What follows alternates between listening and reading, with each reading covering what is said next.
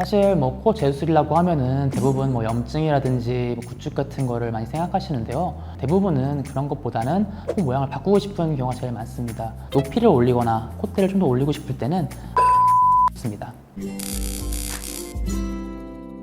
오늘의 나닥은 나다! 안녕하세요. 성형외과 전문의 김지훈입니다. 코 재수술할 때 무조건 자가능형골로 해야 한다. 그리고 실리콘으로 재수술하면 안 된다. 이런 질문들이 많은데요. 항상 질문을 받는 궁금증을 오늘 제가 시원하게 해결해 드리겠습니다.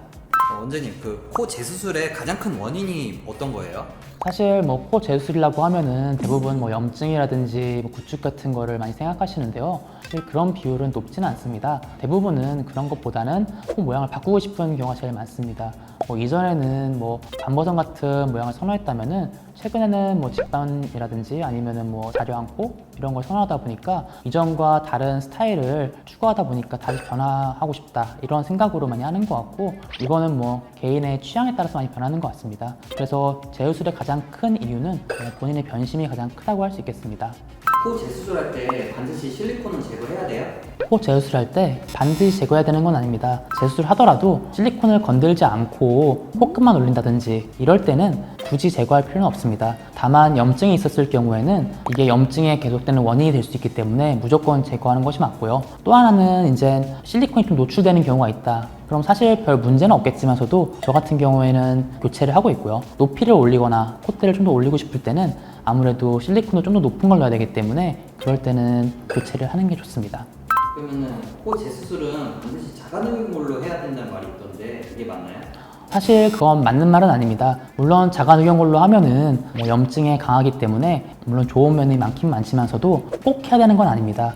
다만 이전에 염증이 있던 경우에는 안쪽에 연골이 다 녹아있는 경우가 많아요. 그래서 이때는 쓸 수 있는 재료가 한정적이다 보니까 그럴 때는 이제 자가능형골을 쓰는 게 모양을 만들기라든지 튼튼한 강도를 주기에는 훨씬 유리합니다. 하지만 자가능형 같은 경우에는 이쪽 가슴 쪽에 흉터라든지 통증이 많기 때문에 그런 단점들도 있습니다. 그래서 이제 꼭 쓴다기보다는 상황에 맞게 쓰는 게 좋겠습니다.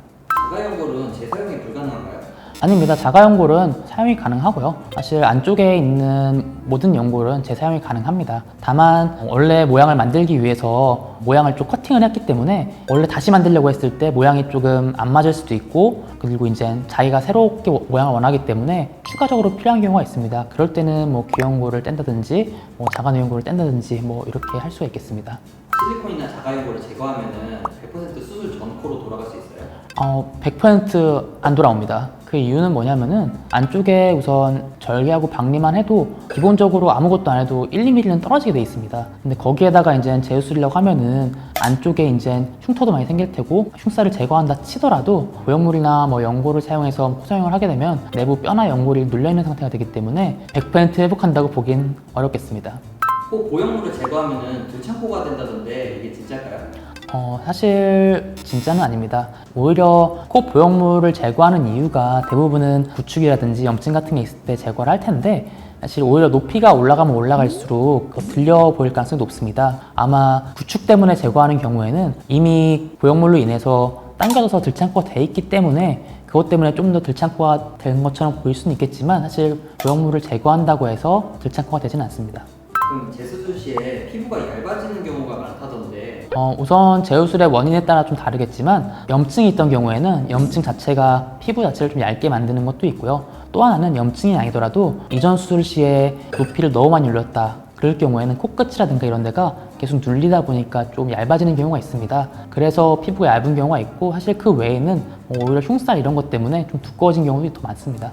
오늘의 결론은 코 재수술 시 실리콘을 쓰냐 아니면은 자가연골을 쓰냐 어떤 거 선택하시겠어요? 둘 다 가능합니다. 염증으로 있었던 경우에는 원인에 따라서 다르겠지만 실리콘 자체가 염증을 유발하지는 않거든요. 그리고 어차피 염증을 다 제거한 다음에 6, 7개월 정도 안전하게 회복된 다음에 수술하기 때문에 실리콘을 다시 넣는다고 해서 염증이 생기진 않습니다. 다만 원래 염증에 좀 취약하신 분이라던가 이런 분들은 실리콘을 포함한 자가 조직이 아닌 것들은 다 피해야 되는 게 맞습니다. 자가능형골이랑 실리콘을 둘 다 쓰지 않을까 싶습니다.